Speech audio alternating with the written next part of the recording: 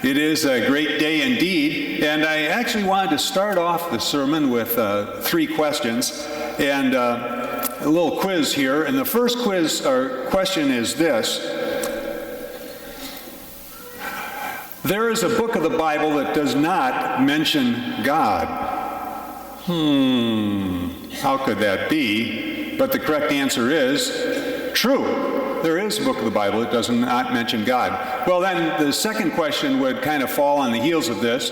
Which book of the Bible does not mention God? Is it Numbers, Ruth, Ezra, or Esther? Well, the correct answer is Esther. And then the third question would be this: who has been assigned to preach on the book of the Bible that does not mention God? Could it be Pastor Kip Tyler, Pastor George Megard, Pastor April Dietz, or Pastor John Lewis? Well, who got the short straw? Actually, that's not that bad. Although God is not mentioned specifically in the book of Esther, the sovereignty of God is assumed throughout, and it's just assumed that God is in charge of the events of history and the events of the story that we're looking at this day. Today actually is the launching of a 5-part sermon summary, or sermon series, talking about the 5 lessons that we're going to be looking at Vacation Bible School a week from tomorrow here at West Campus. And this morning, Pastor Tyler is talking about David writes about God's love. He's talking about that at the East Campus, and he'll come here with that sermon on the 30th, the last day of June. Today I'm talking about Mordecai encourages Esther to do the right thing. Then next week we have John here talking about Nehemiah perseveres to rebuild the walls around Jerusalem. And then Kip will be here talking about Jesus dies and comes back to life. And then finally April will talk about King Josiah follows God's way. And so this whole month of June, we're going to be talking about those themes that our Vacation Bible School students are going to be talking about a week from this coming week. And that's pretty exciting. Well, I'm going to start a little bit with the background of the book of Esther. And it involves the Persian Empire and the rule of King Xerxes about 4 3/4 centuries before Jesus, nearly 2,500 years ago. And if you see by the map, and that's the Mediterranean Sea on the left, the Persian Empire extended from India all the way across, even into Greece a little bit, along in Egypt. You see Jerusalem. And that yellow dot there, that is the citadel of Susa, where King Xerxes is ruling. And that's where all the events of the book of Esther will take place. Now, King Xerxes, this is a photo of him. Well, not really, it's a relief that we have. And if we did have a picture of him, Xerxes would probably look like this. During his reign, at one time, he decided to have a big banquet for all his rulers throughout his vast empire. And the banquet lasted about 7 days. And it's interesting, I have to read this to you. Banqueting involves eating, and it also involves something else as well. And let's see here. Gave a great banquet in the city of Susa, and royal wine was abundant, in keeping with the king's liberality. By the king's command, each guest was allowed to drink with no restrictions. For the king instructed that all the wine stewards serve each man what he wished. Well, kind of a raucous crew. And so by the 7th day, King Xerxes, it said they were all merry. Well, they were all hammered is what they were, all these nobles. And King Xerxes decides to display his beautiful Queen Vashti to everyone. And of course, Queen Vashti here refuses to come because, she doesn't want, be displayed in front of a bunch of drunken nobles. And of course, this precipitates a problem. Not only has she refused a command of the king, which you don't do, but the King Xerxes talked with his advisors, and they were greatly distressed. Follow the reasoning here. "O king, if your wife doesn't obey you, that's going to get out. And what about our wives? We're going to be in trouble. Something has to be done, And so they convinced the king to put the queen away. She's no longer the queen. And another plan is that they have kind of a big beauty contest throughout the empire, and they're looking for a new queen. And through everywhere they sought people, and they would bring them to the harem. And I don't understand this, but they had like 12 months of beauty treatment. 12 months, I don't know if it takes that long to get ready, but and it has so happened that Esther was one of those people that was chosen. Esther was of Jewish descent, and she'd been raised by her cousin Mordecai, who was older than she was. And so she comes and is being groomed to be one of the finalists, you might say, to who would be the queen. Mordecai has told her, don't tell anyone of your Jewish ancestry, kind of keep that on the low. And anyway, so she does come, and lo and behold, King Xerxes, out of all the women that have come, chooses Esther to be the queen and makes her such. So no longer is Queen Vashti queen, but Queen Esther is queen. And so that's where the plot shifts a little bit when Haman, and you can almost say Hitler, but I'll explain why. Haman was greatly renowned and honored by King Xerxes, and everyone was supposed to bow down to Haman, but Mordecai, who raised Esther, refused to bow down to him. Haman is all upset, of course. Haman realizes Mordecai's a Jew, and he wants to get rid of not only Mordecai, but the entire Jewish race throughout the whole Persian Empire, which we're talking about, exterminate all of the Jews. That's why I say, when you say Haman, might as well say Hitler. And he goes to the king and has the king make a decree that all of the Jews will be destroyed.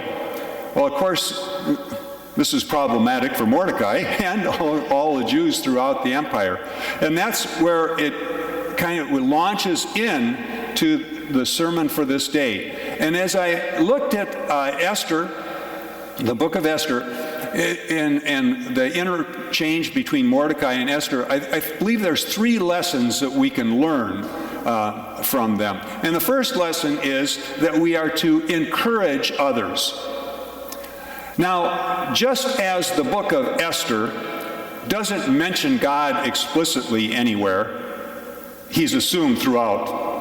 And by the same token, it doesn't say, and Mordecai encouraged Esther at this, and he encouraged her at this, and made her play soccer, and and it didn't say that. But you can just see it. It's assumed, because Esther, whose parents are dead, Mordecai steps in and raises her, and is there for her all the time.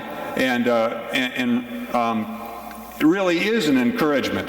And when that Esther was taken to the citadel, really to the harem at Susa, we are told that Mordecai was always there, kind of inquiring, seeing how she doing. Yeah, Mordecai obviously couldn't get access to the harem and talk to her, but was always checking, how's she doing, how's she doing? Obviously, Esther was encouraged that, he was there, thinking about her. And ultimately, when this decree comes down, it is Mordecai that encourages Esther to go before the king and plead the case for the Jews. Remember, the king doesn't know that Esther is of Jewish extraction, but he encourages Esther, go and plead our case before the king. Now, I think of that encouragement, but I think that we also should encourage others as well. And I'm not thinking just of, being of good cheer and encouraging others, but encourage other people in their walk with Jesus Christ. Be an encourager, that, the Word of God is true, and it is a guide for our life. St. Paul in 1 Thessalonians chapter 4 says it very clearly. He says, the Lord himself will come down from heaven. The dead in Christ will rise. That's that great news, that, and we will live with the Lord forever. We should encourage others with that message. And in the very next chapter of 1 Thessalonians, St. Paul continues on, and he says, God appointed us to receive salvation. That's the encouragement that we should give to others, that we may live forever with God. We should be encouragers of others in their faith. In my Friday morning Bible study, we're studying the book of Revelation right now, and we're kind of in that first chapter 2, chapter 3, talking about the different churches, and specifically the church at Smyrna. John writes to them and says, don't be afraid about what you're going to suffer. Be faithful unto death, and I'll give you a crown of life. He encouraged the people in the early 90s, not 1990s, early 90s, who were under persecution from the Roman Empire, that they should remain faithful. We need to be an encouragement to others, just like Mordecai encouraged Esther, just like St. Paul and John encourages us. Be encouragers. Well, the second lesson we learn from Esther is to recognize your unique situation in which God has placed you. As we sometimes hear the expression, I just happen to be at the right place at the right time. Sometimes that meant you got this great bargain. You happened to be there and it happened to be marked down, or you went to buy a car and, someone was selling it and they just had to sell it and whatever. Sometimes you get bargains. I remember, and I've told this story, I was at the right place at the right time when I was about in junior high, and I was at the swimming pool during the summer in Lombard, suburban Chicago, and I was walking by the deep end of the pool heading to the diving pool, and I happened to look down and there was a guy laying on the bottom of the pool, motionless. And the guard was talking with some gal, not looking what he was supposed to be doing.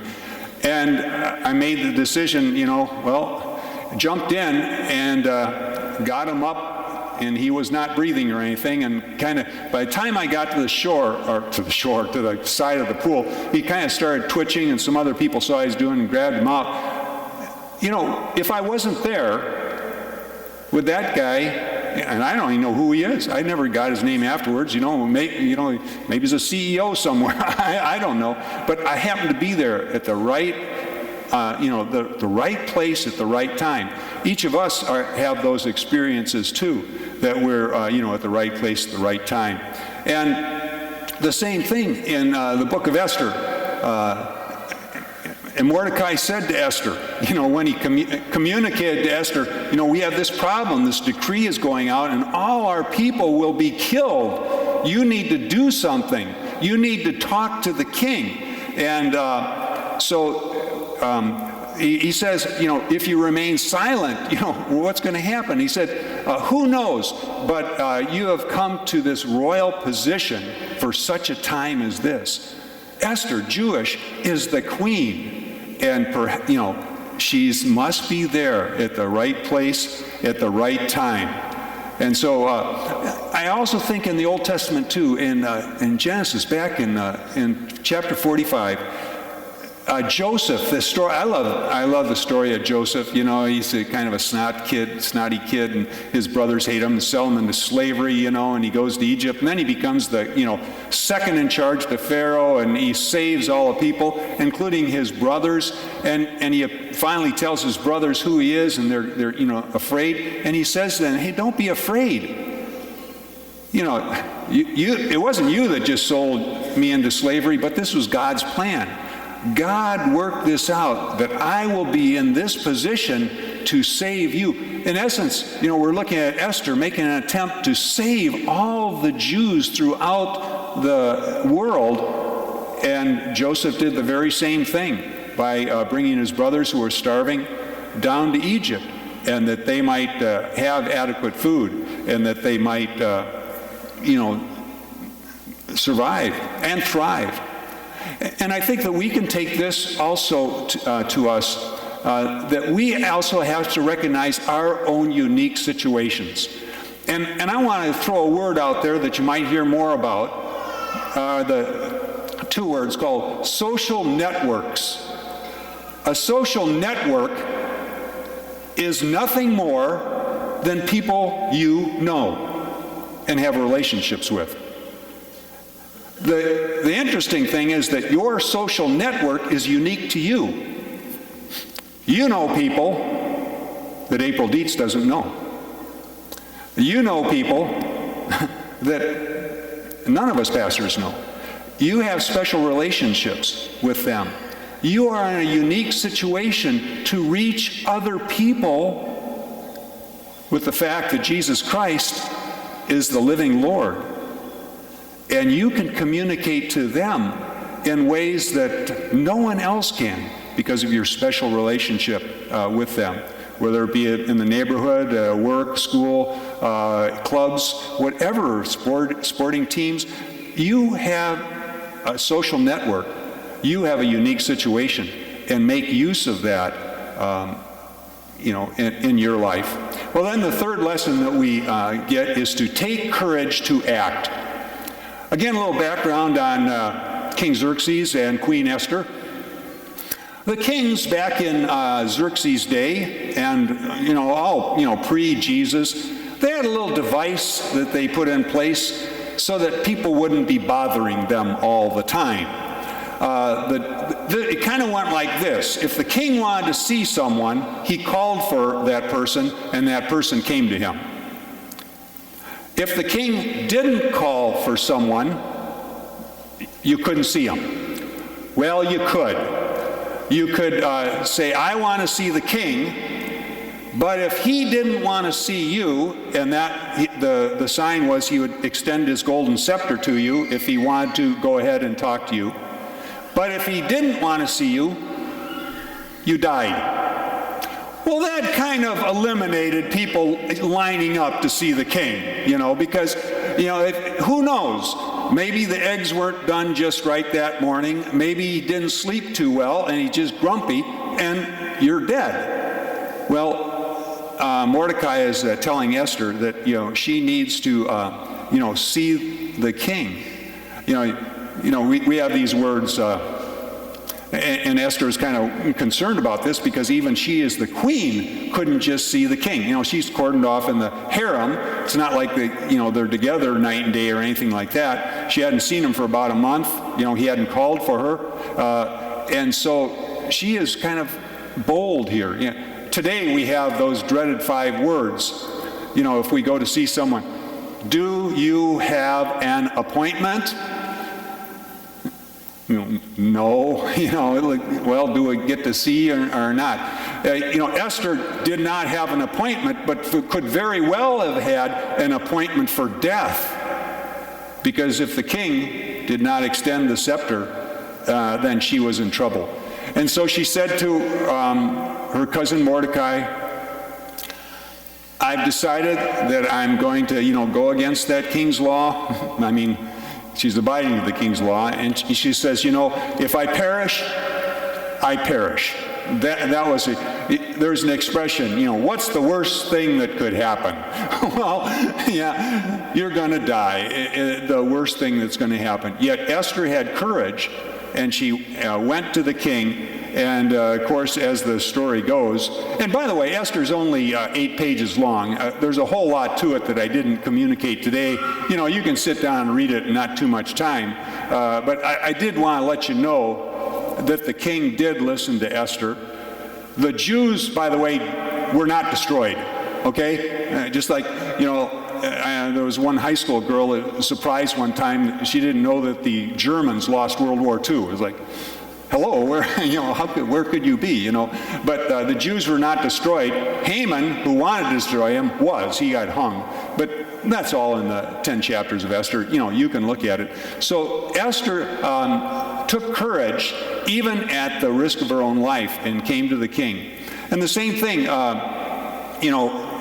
we need to take courage too.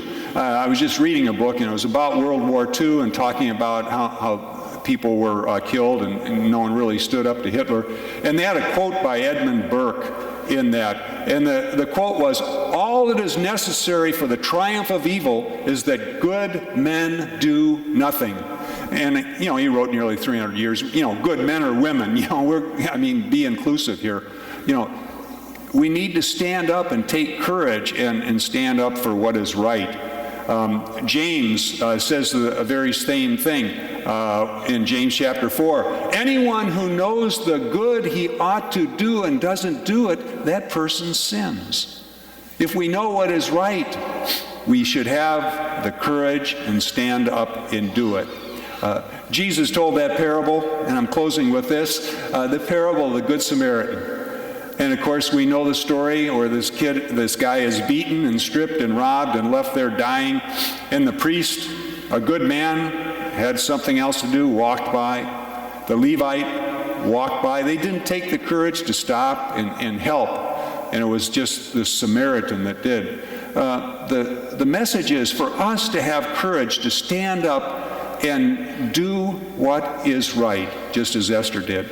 So as we look at these lessons that we get from, the book of Esther, from the relationship Mordecai and Esther, we see we need to encourage others.